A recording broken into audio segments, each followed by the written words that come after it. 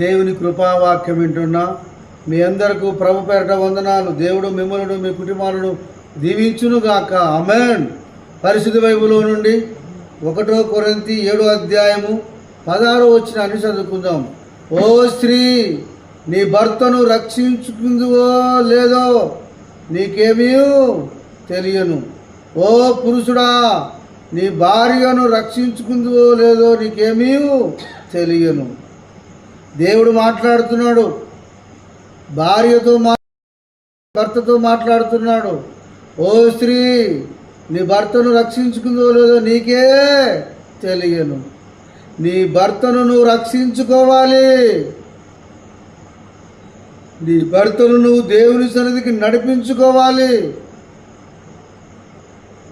నీ భర్తను నువ్వు ప్రార్థనలో కూర్చోబెట్టుకోవాలి. నీ భర్తను దేవుని సన్నిధికి నడిపించాలి. నీ భర్తతో కలిసి దేవునితో వర్ధిల్లాలి. దేవుడు అంటున్నాడు, 2-3 కలిసి వాళ్ళు ఏకీభించినట్టయితే, ప్రార్థన చేసినట్టయితే మీతో కూడా నేను ఉంటాను అంటున్నాడు. మీరిద్దరు భార్య భర్తలు కలిసి ప్రార్థన చేసినట్టయితే, రక్షణ పొందినట్టయితే మీతో కూడా దేవుడు ఉంటాడు. దేవుడు మీతో ఉండాలంటే భార్య భర్తలు ఇద్దరు కలిసి దేవుని సన్నిధికి రావాలి.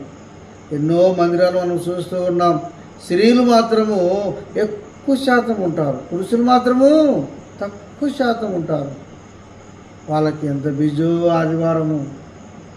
ఆదివారం పురుషులారా, మీ పని అంతా కూడా పక్కన పెట్టండి,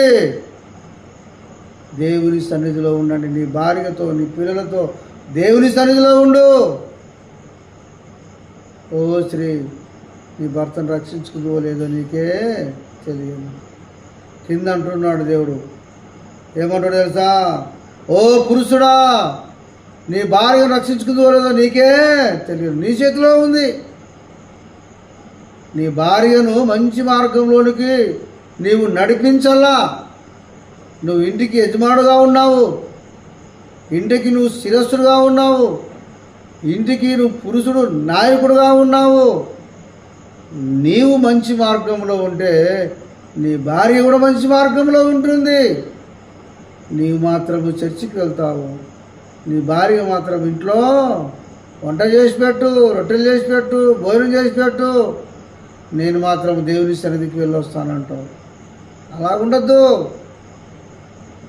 నీ వంట లేకపోయినా పర్వాలేదు, తర్వాత చేసుకొని తినొచ్చు. ముందు నీ భార్యను తోలుకొని, నీ పిల్లలు తోలుకొని దేవుని సన్నిధికి వెళ్ళు. పురుషుడా, నీ భార్యను రక్షించుకునేది నీ చేతిలో ఉంది. నీ భార్యను కాపాడుకునేది నీ చేతిలో ఉంది. నువ్వు ఒక్కరివే రక్షణ పొంది దేవుని దగ్గరికి వెళ్తే లాభం లేదు. నీవు కూడా నీ భార్యను కూడా దేవుని రాజ్యానికి తీసుకువెళ్ళాలి. ఓ పురుషుడా, నీ భార్యను రక్షించుకుందో లేదో నీకే తెలియను. ఓ స్త్రీ, నీ భర్తను రక్షించుకుందో లేదో నీకే తెలియను. భార్య భర్తలు ఇద్దరు దేవుని సన్నిధిలో వర్ధిల్లండి. ఒకరి చేతులు ఒకరు పట్టుకొని ప్రార్థన చెయ్యండి. మిమ్మల్ని బట్టి మీ పిల్లలు కూడా ప్రార్థనలో భక్తిలో పెరుగుతారు. నీవు నీ భర్తను రక్షించుకో, నీ భర్త నిన్నే రక్షించుకుంటారు. మీరిద్దరూ కుటుంబంలో చాలా ప్రాముఖ్యం. 2 జోడెద్దులు లాంటి వాళ్ళు, 2 చేతులు లాంటి వాళ్ళు, 2 కాళ్ళు లాంటి వాళ్ళు. ఇద్దరు అవసరం. కుటుంబం వర్ధిల్లాలంటే భార్య భర్తలు ఇద్దరు అవసరం. మీరిద్దరు కలిసి ప్రార్థన చేసి చక్కగా దేవుని సన్నిధిలో వర్ధిల్లండి. దేవుడు మిమ్మల్ని దీవిస్తాడు. ఈ మాటలు దేవుడు దీవించుగాక. ఆమేన్. ప్రార్థిద్దాం. పరిశుద్ధుల తండ్రి, నీకు వందనాలు, స్తుతి స్తోత్రం చెల్లిస్తూ ఉన్నాం. ఇన్న వాక్యం హృదయంలో ఉంచుకొని, ఓ స్త్రీ, నీ భర్తను రక్షించుకోలేదు నీకే తెలియను. ఓ పురుషుడా, నీ భార్యను రక్షించుకోలేదు నీకే తెలియను.